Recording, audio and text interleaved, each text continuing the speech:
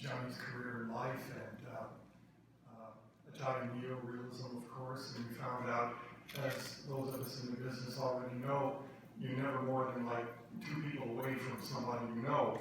And what we discovered was that one of the films that he produced, a Monty Hellman film called China 9, Liberty 37, which was photographed by Peppino Rotuno, who you see in a brief cameo in the film there, the Monty Hellman film. The very first job I had in the film industry as a camera assistant in 1970 was on a Monty Hellman film called Two-Lane Blacktop. Oh, yeah. And so it's amazing we have so many friends in common. And, you know, there's something that is so universal about, just like the many spoken languages, the grammar and the visual synchronicity of the film. Just beautiful. Anyway, everybody, I'd just like you to meet Gianni Bozzacchi.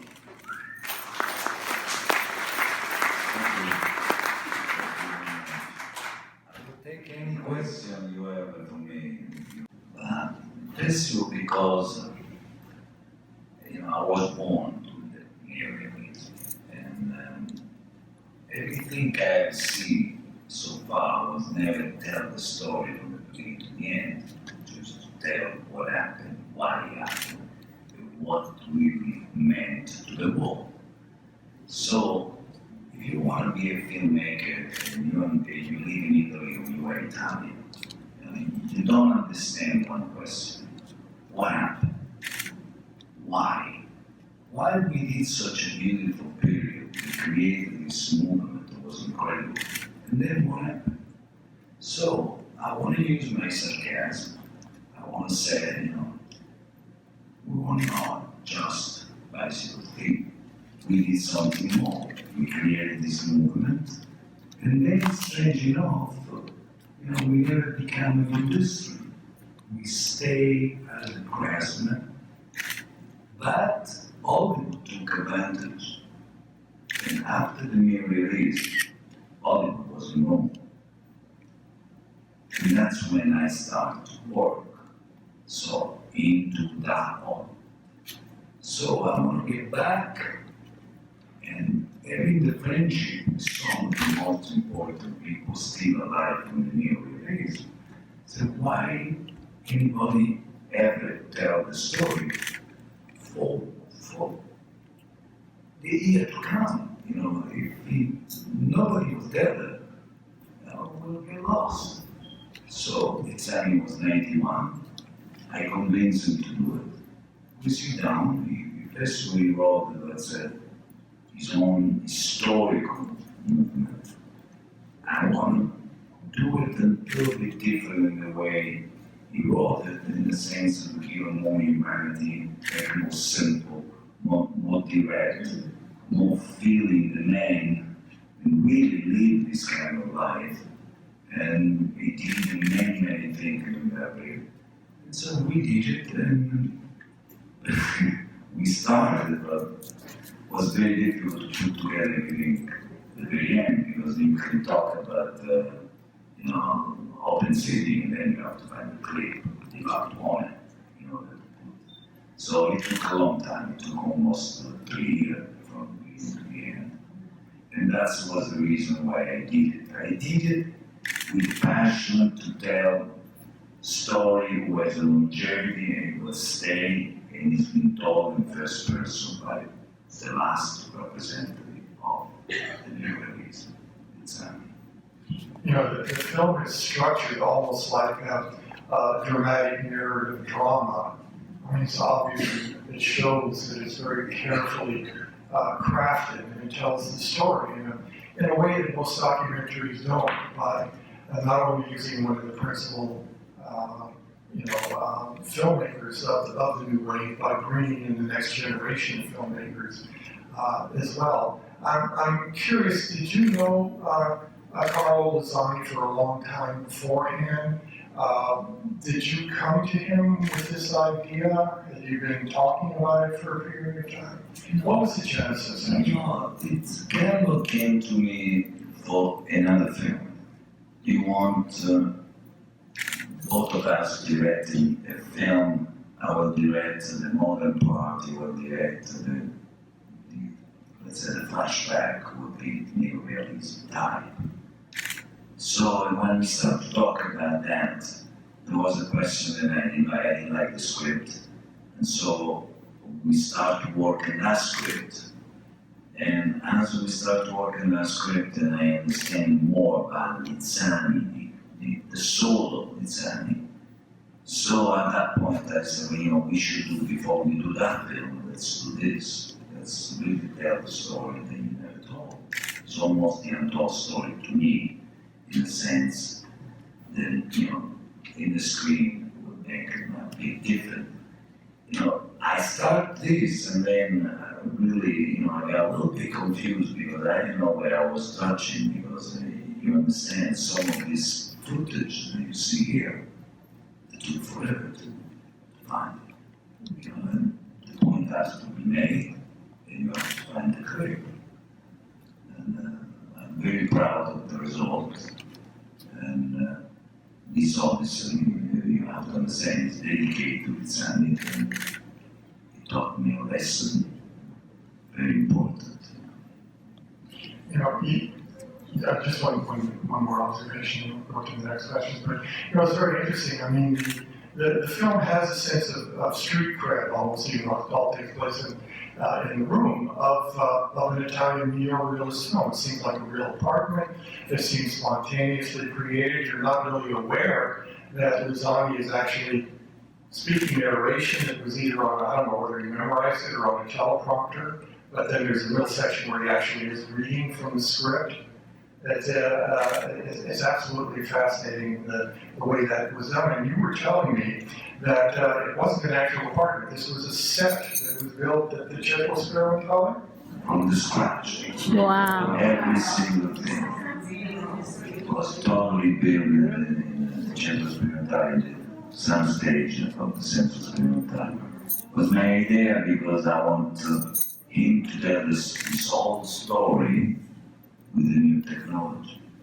So using the iPad and the idea of the window, he didn't know anything about the window. The first time he opened, he didn't know what it was. He turned around and looked at me, I was behind the camera. What's going on? And we have some more questions. There's one way in the back there. This support is me, because I didn't get paid. And that is a big plus, because, you work for a long time without making any penny. So that makes the difference in two. And then the investor is somebody who believes in this project as a longevity.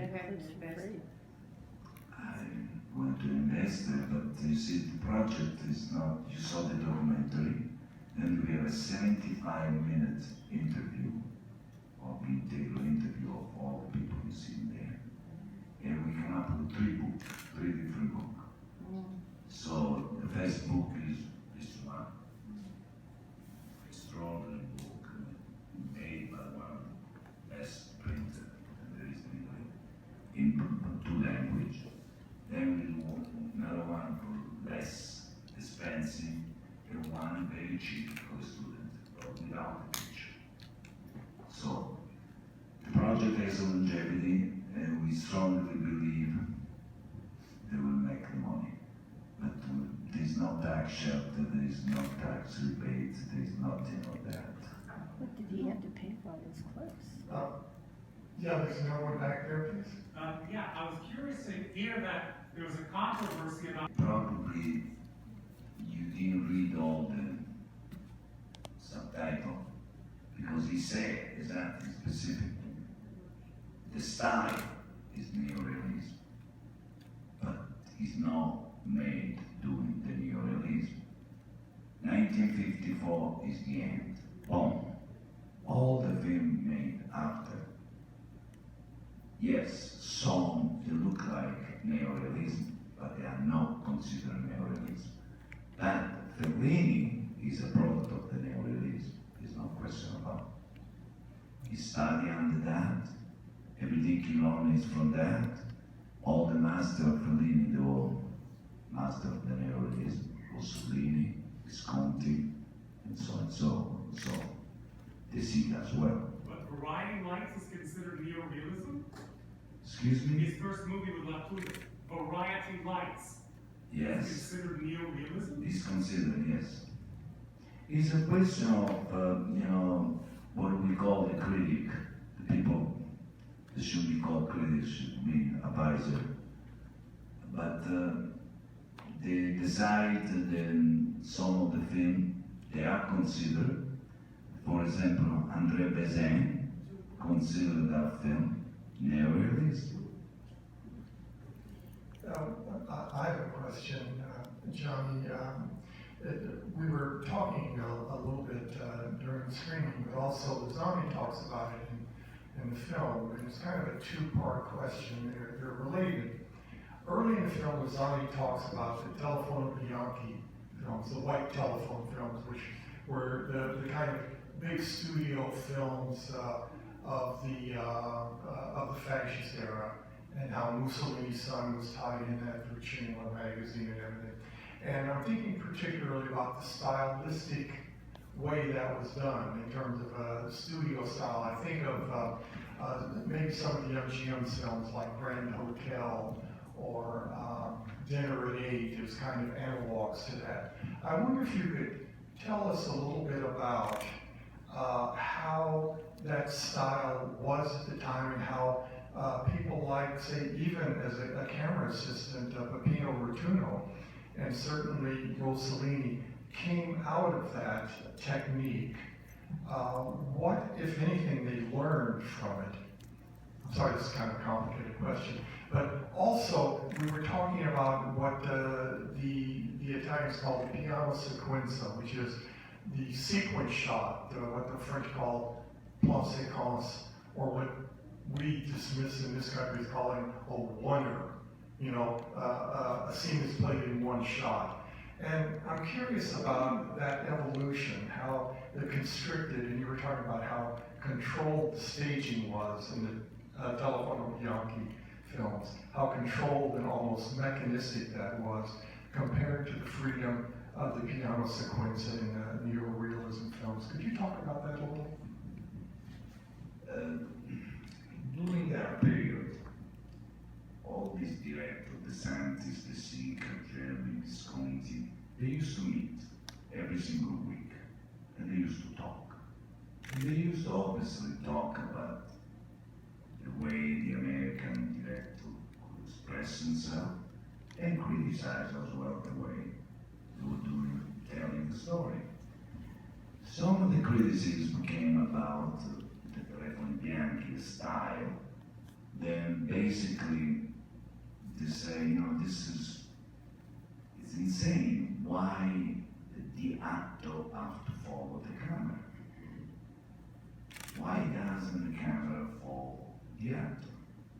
So the actor can give to the camera will be more than what the shot, just a single shot, could give. And you can see sometimes when he's editing, because it's made in pieces, with camera doesn't move, it's the actor that moves. And from one piece to the other, then change the shot for this and that. It's why, they don't try to do in one shot. In that case, the actor is not considered a robot, but is considered, person who can give into the shot something more. So they try to do that, and they create what we call piano sequence, who change completely the style. So most of the critic decided with the piano sequence, with the neorealism, the modern cinema was born. And then from that point on, if you can see, it's from 54 on, piano sequenza was in every female piano sequenza. It totally changed the way. And the actor was used less as a robot, and he could give into the scene his point of view. So they start to rehearse, they start to have a different relationship between the director and the actor, and show me how he would do the scene. Then after that, they would put the camera and try to form the actor. Before was totally different, and I've been in this kind of movie as well. Then, the director would decide where is the camera, what the actor will do, move from there to there to there to there, and then I put the camera there, then I put the camera there. Never is a problem of continuity. With the piano sequence, there's no problem of continuity. You have the same emotion in the entire shot. That was the big difference. Create the neorealism. More questions? One of the sequences I found very engrossing and it's kind of a revelation is when Bozzacchi is talking and he's showing you in shots there on the screen from several films this whole notion of the juxtaposition of the individual and what he calls the chorus, or the small group of people, which is, I think, one of the main kind of tropes and themes of neorealism. It's about the society, perhaps, in a way that somehow is encapsulated through the story of one or two people, as opposed to the fascist era, which was basically built upon a collective anonymity. I wonder, can you expand on that a little bit? Is that something that you feel is really strongly was believed by most of the neorealists, or is that just something that Bozzacchi felt himself?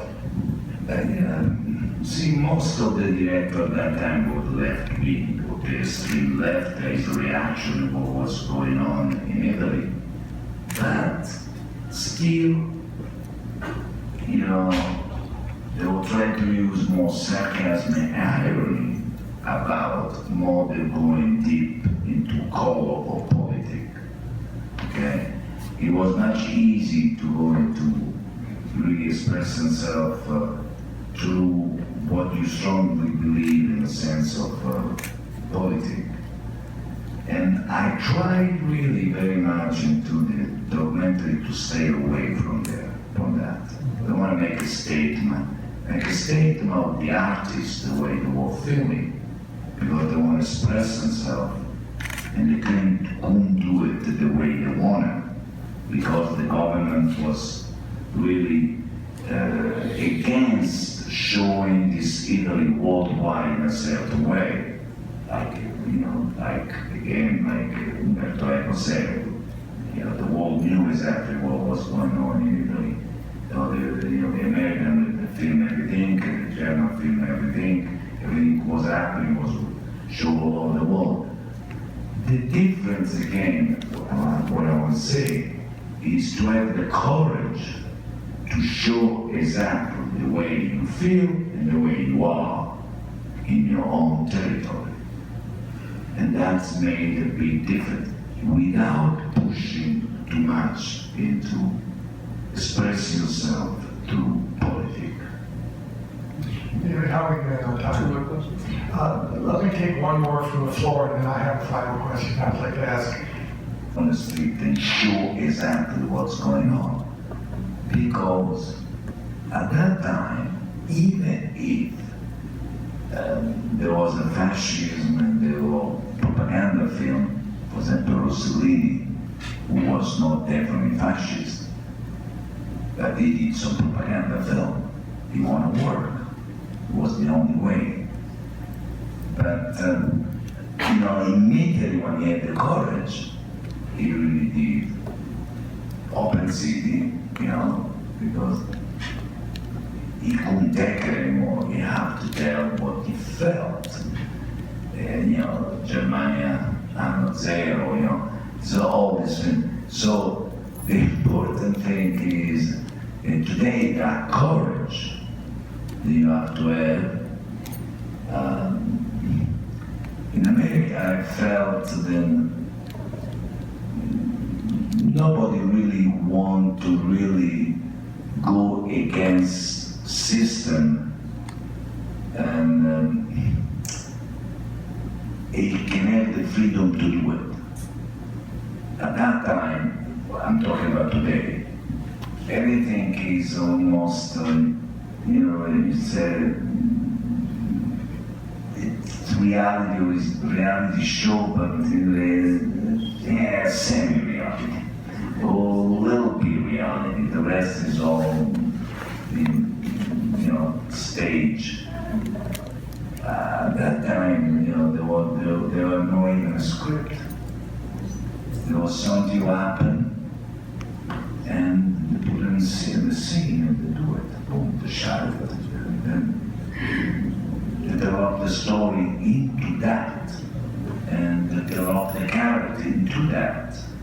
Everything was done in a real reality mood, and they were looking for instinct to do all of that stuff. Creating the shot, Gianni said to me in private so many times, so, I didn't get easy life, because they were not giving me the possibility to really do what I really want. But, I shot a lot of the footage of Germania Zero, I shot a lot of the footage of this and that, and I didn't get the credit. And so, why did that? Because, suddenly you can't think anymore of the other shots. You say, go ahead, shoot whatever you can shoot, you learn the right move, that not, you go ahead and shoot. And that was put together in the film. There was that kind of feeling that they create extraordinary footage. One final question. There's a clip, an archive clip with Rossellini in the film where he's talking about taking the films out from the studio, from the telephone room out into the streets. And he talks about creating what he says a cinema for everyone. And it caused me to start thinking about, what is happening with the freedom, what we call, people like Coppola call the democratization of cinema that we're now seeing all around the world, especially in documentaries, where people have the ability to take these small cameras and go out and make movies themselves about their issues, their values, their lives. And most of them are either actual documentaries or done in a quasi-documentary style. It's like when I saw this afternoon that won the Silver Bear at Berlin for cinematography. It's a 2-hour, 15-minute film done in one shot called Victoria. It was done with a very small camera. But I find this fascinating, and I just wondered, do you feel possibly that neorealism lives and is still a vital, ongoing present, and is just refining itself because of the new technology? I really hope so, because the technology now, it's so big.